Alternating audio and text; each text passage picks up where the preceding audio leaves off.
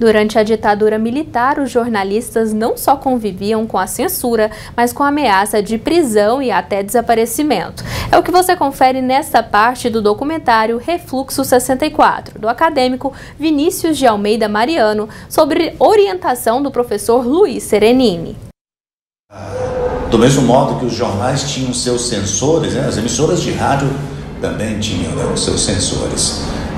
E algumas, inclusive, vivenciando uma situação de censura direta, como temos aqui no nosso mercado, ou na nossa região, a radiodifusora ainda constituída como uma emissora que foi também, durante a ditadura, uma emissora de resistência, conectada com a Igreja Católica, com o setor mais progressista da Igreja Católica também.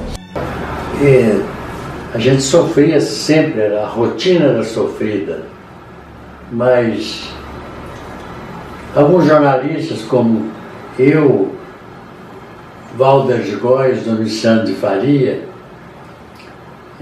sofremos muito no relacionamento com o poder na época, porque se tinha de um lado o governador Mauro Borges, que era democrata, e os seus sucessores da ditadura eram todos cruéis.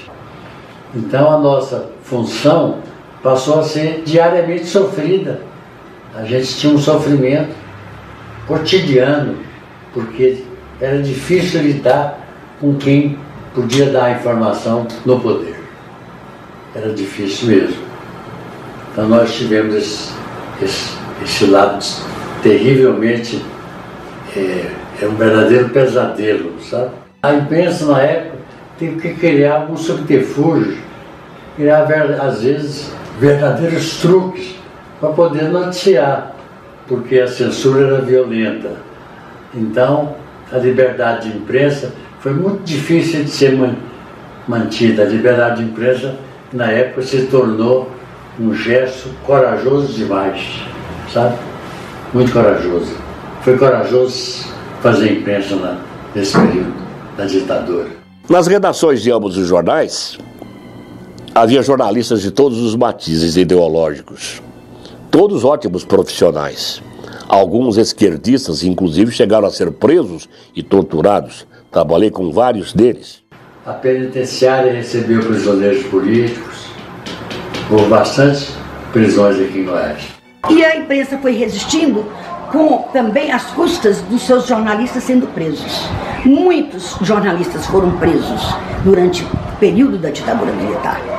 Muitos jornalistas aqui em Goiás, vários jornalistas foram presos. Inclusive o meu marido foi preso também na ditadura militar. Ele era jornalista já e funcionário da Rádio Universitária. Eu estava dentro da sala da assessoria de imprensa, onde fui encontrar o Vilmar Antônio Alves. Ele tinha 21 anos de idade. Era já filiado ao Partido Comunista Brasileiro. O partidão antigo continuou existindo na clandestinidade. Mas participar de um partido que era clandestino era tão crime como eles pregavam, como se fosse um terrorista, um assassino. Então, só por participar de um partido clandestino, você era preso, sequestrado geralmente, torturado, morto, desaparecido.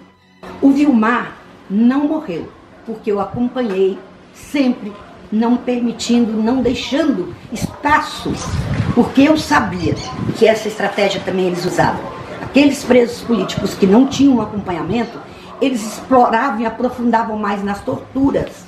Quando eu estava com ele, então, nessa tarde do dia 12 de julho de 1972, ele foi chamado à porta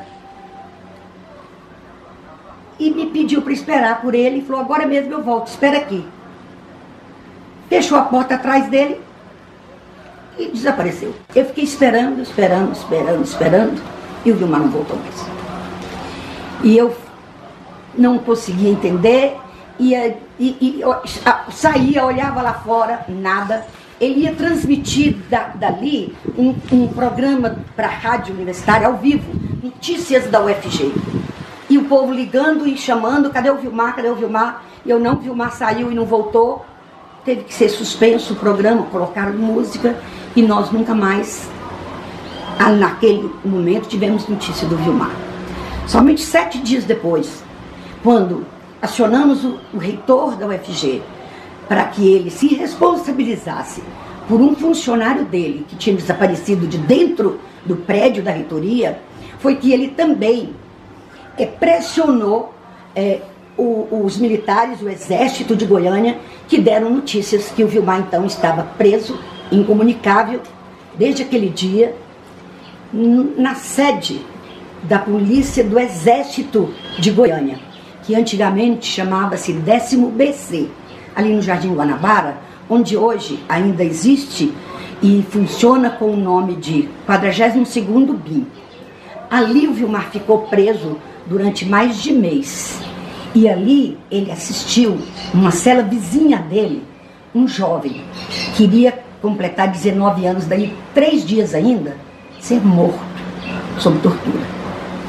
Um jovem chamado Ismael Silva de Jesus.